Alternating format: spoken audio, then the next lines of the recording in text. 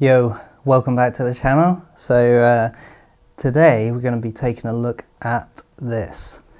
This is the GoPro MAX Lens Mod. So this is a lens attachment that fits to GoPro Hero 9. Mine's a bit smashed up at the moment, as you can see. So yeah, you can basically take this MAX Lens Mod and this GoPro Hero 9 and turn it into something a bit like one of these, which is Insta360 Go, but I guess more accurately it's one of these. Bing! Yeah, I don't actually have one of these, so this one's just virtual. That's the GoPro Max 360 cam. So most importantly, I want to look at whether the Max Lens mod on a GoPro Hero 9 is a good option for what I do, and that's FPV. So let's take a look at what Max Lens mod is designed to do. We'll take a look at what features you can unlock with your Hero 9 by adding the Max Lens mod. So the way it works is that this is basically a fisheye lens that when you attach it to your GoPro Hero 9 and enable the Max Lens mod settings, what it will be doing is taking a 4:3 image, so using the entire sensor of the GoPro 9, but it's all very fisheye, so it's got a huge field of view, but then it uses software to stretch that out and then crop into a 16:9 aspect ratio. So what you can do with that, much like you do with the Insta360 Go, is that it's really good for stabilization, because you can imagine the field of view is huge, so you're capturing almost everything in front of the camera, and then once it's stretched out, you've got all that space that you can crop in and move around and use for stabilization. It unlocks three main features of the GoPro Hero 9. So the first thing to note for FPV is size and weight, obviously very important to us. So with the GoPro Max Lens mod, you can see it is quite a chunky lens when I compare it to the standard. It sticks out a hell of a lot more. It's much chunkier, and the glass is very convex. Sticks out quite a lot, so whereas the standard lens is obviously flat there, so it's going to require more different TPU mounts to use it. But as you can see, yeah, their size difference is quite notable.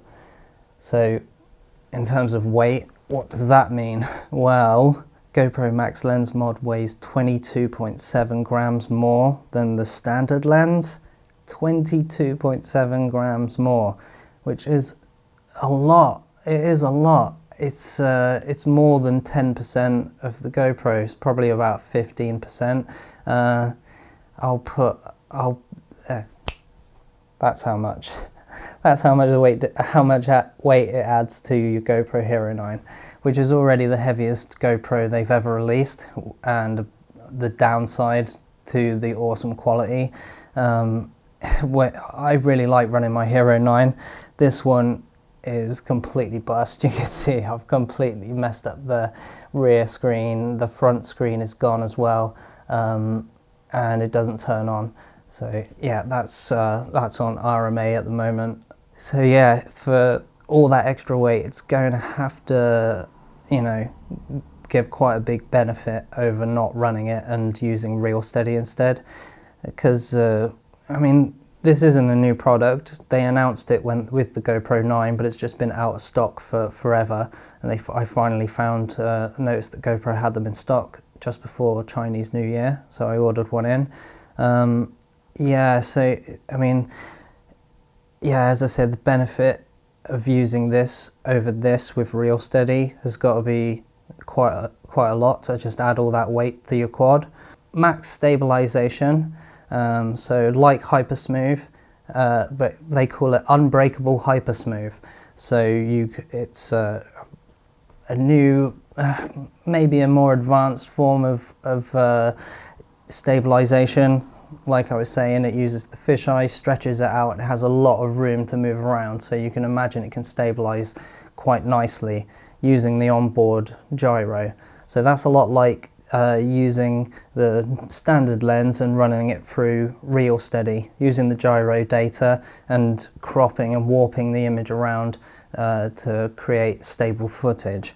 It also does max stabilization with horizon lock, so again using the gyro there, and much like Insta360 Go can do, you could turn the camera all the way around like this, and the picture just stays level, and just the camera moves. So that's kind of good for, like, I like those third-person view shots that you can get when it's mounted behind the quad or in front of the quad, and as the quad rolls, the camera stays looking, even though it is turning. The software rotates it at the same time, so you just see the quad going upside down around the frame. Yeah, you can get some really cool, interesting shots with that. And then the third and final feature that I've been able to find that's pretty cool is just Max Superview. So it's like Superview, obviously the name hint is in the name, but it uses this fisheye and the stabilization to create a really wide field of view, but with maybe a less distortion than you would get out of regular Superview. I'm going to have a bit of a dive into all three of those features and see if any of them are worth using for FPV. So the first feature we're going to take a look at is max stabilization. So this is kind of going to rival filming with the standard lens and running it through ReelSteady. So my last edit that I was able to put together used quite a lot of ReelSteady in that, just because it looks so awesome when you're flying over the waves and stuff. So I'll roll that video now and you can see how cool ReelSteady comes out. There is a bit of distortion towards the edges of the screen. You can see it kind of like whizzes away, and depending on how well your quad is tuned, depends on how much stabilization you're going to need to use. Luckily my quad flies really good, so I just have it on the very lowest setting, just so it just smooths it out slightly and gives it that really nice ReelSteady motion. That looks really cool. So yeah, then comparing that stabilization to what I was able to achieve with just on the half battery I ran with my Hero 9. You can see that it's kind of doing the same job, but it's not quite the same. You're not getting the same, I don't think you're getting the same level of detail and not nearly the same field of view. It does look like it's cropped quite a lot on the vertical field of view, which is quite important for flying footage, I find, especially if you're going to be wanting to do real cinematic and put the black bars top and bottom. If you've got no field of view, vertical field of view to crop away, then you're going to end up with super narrow field of view with the resulting footage, and it just looks awful. Especially when you're flying an awesome location, you want to just capture as much as you can, really. So yeah, you can see they're both basically doing the same thing, varying degrees of quality. The thing I don't like is that when you turn it on with the GoPro and it records in that, that's all you get. It's just that stabilized footage is all you get, and there's no control over the amount of stabilization it's putting in. It just puts in as much as it wants to. It's all just completely automatic. So that's unlike ReelSteady, where you capture the footage, and if you don't want to stabilize it, you don't have to, or you can run clips of it, parts of it through ReelSteady, or you can run the whole thing through ReelSteady. You can also then adjust the amount of, as I say, you can adjust the amount of stabilization you want or need, depending on your tastes or whatever. Whereas, yeah, recording with the max stabilization, you don't get any of those controls. So yeah, let's just move straight onto the horizon lock. So again, like the last one, we'll start with some ReelSteady just to see what it's going up against. So using the horizon lock on this clip here, I'll play the FPV feed at the same time so you can just see how much it's adjusting the horizon, but it just really smooths it out and just keeps that horizon and that sun over the sea like super level. And you can see there where I turn back down onto the beach, there's a bit of a wobble, but it just completely smooths that out and yeah, and just keeps the horizon nice and level. When doing like flips and rolls and stuff, obviously it's with the ReelSteady, it freaks it out a little bit, and it zooms in a hell of a lot more. Whereas I think with the GoPro footage, as I roll this now using the Max Lens mod on this GoPro footage here, you can see that I can do like go fully inverted and fly upside down, and it's not freaking it out and making it zoom in and crop in loads. It still looks really nice and crispy. And yeah, you do these split S's and it looks nice, and these swoopy moves. And I think, yeah, for horizon look, I maybe prefer the Max Lens mod look over the ReelSteady look, just because the ReelSteady just seems to freak out a bit too much, and you end up zooming in too much. Whereas you can do a few more flips and rolls along with cruising with the Max Lens mod, and it holds out a little bit better. So that's maybe one for Max Lens mod and one for ReelSteady with the standard lens. Okay, so moving on to the third and final feature, which is the one that I think would maybe be most likely for me to use personally in FPV. Yeah, I like stabilized ReelSteady footage as much as the next guy, but I also like to put out, you know, really crispy unstabilized footage with maximum field of view. And yeah, maybe this Max Superview with no stabilization with the Max Lens mod is going to look pretty cool. Didn't get to fly with this, so it's just filmed in my back garden, but you can see here where I'll put up, let's have a look at the standard lens first, using 2.7K Superview. So that's as wide stretched field of view that I usually fly with, basically, and I just wanted to see how the field of view compared to Max Superview. So now going over to the Max Lens mod and it's 2.7K again, 16:9 Max Superview, and you can see that the horizontal field of view, it's a little bit wider. You can see all of that bush now, all of that little twig that's sticking up on the left. If I flick back to Superview here, you can see it's cut off slightly. Let's flick back to the Max Lens mod here. You can see that you can see it. And on the right hand side there, you can see that plastic bag. And yeah, same thing again when I switch between the Superview here, it's cut off, and the Max Lens mod here, you can see it. So it's got a tiny little bit more horizontal field of view than using the standard lens and regular Superview. But look at that, look at how different the image is. And it's just simply where the Max Lens mod, it just doesn't have anywhere near as much, it's not using as much horizontal field of view and squashing it down and stretching it out like Superview does. So you're not seeing as much of that vertical field of view, but you're also not getting that Superview distortion. So that's maybe a plus, maybe a minus. I personally really like the Superview look. So yeah, but just look at the quality and detail.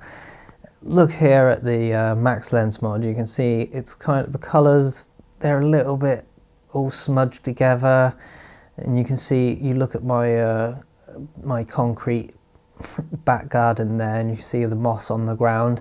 It's all just a bit kind of smudgy and a bit blurry.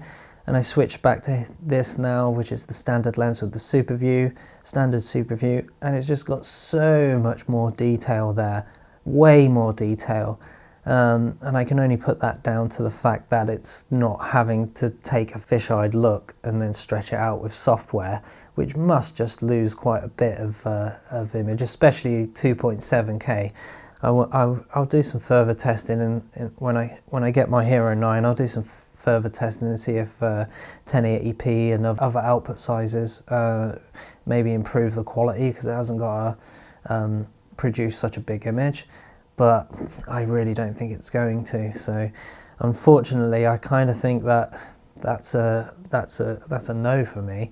It was close, but the added 23 grams or whatever, yeah, that's just not, it's not really worth it.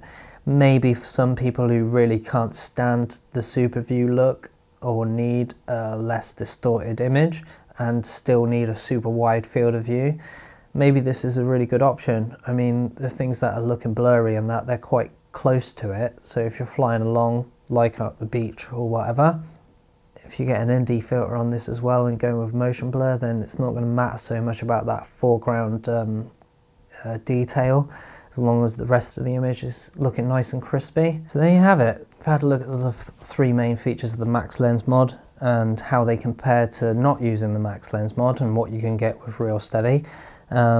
Seeing as though ReelSteady costs about the same as buying one of these, we've got the price of the Max Lens mod here and the price of ReelSteady Go here.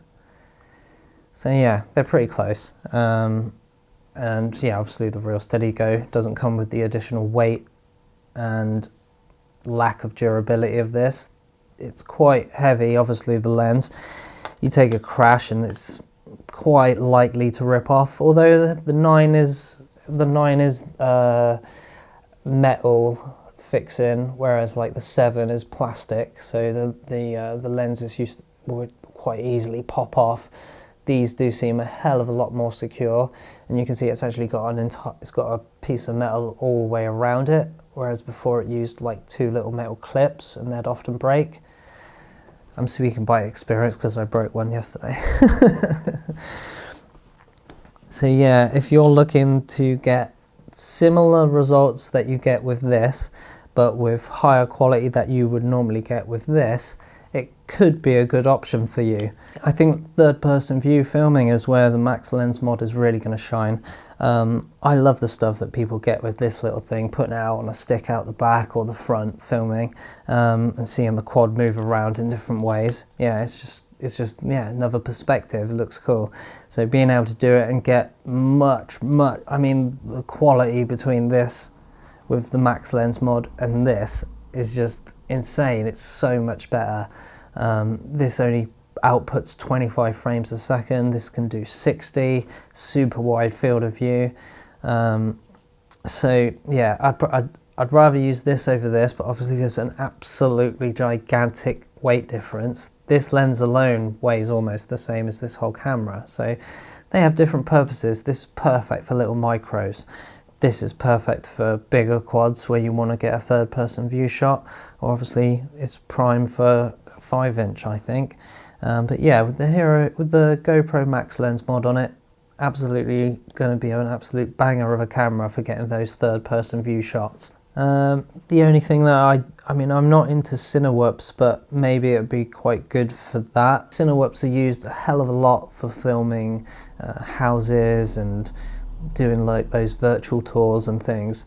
So having the unwarped super wide field of view from the Max Lens mod might be a really nice option for some clients. I mean, they're not super expensive, might be just a nice little thing to throw in the bag and have in case you need it one day. I really love the fact that GoPro have gone back to the removable lenses, the ND filter screw-on lenses from Camera Butter. They're really nice, and yeah, obviously the Max Lens mod is cool as well, and I've got a couple of other lenses as well, so maybe, I think in my next video you're going to be seeing a couple of aftermarket lenses you can get to do various things with your GoPro 9, and I'll show you the Camera Butter ND filter pack as well, because they're really handy to have if you want to get the best out of your Hero 9. But for now, that's it really. I hope it's shown you the pluses and minuses of using the Max Lens mod, and help you make a decision whether you want to try it or not. That's entirely up to you. Alright, until the next one, laters.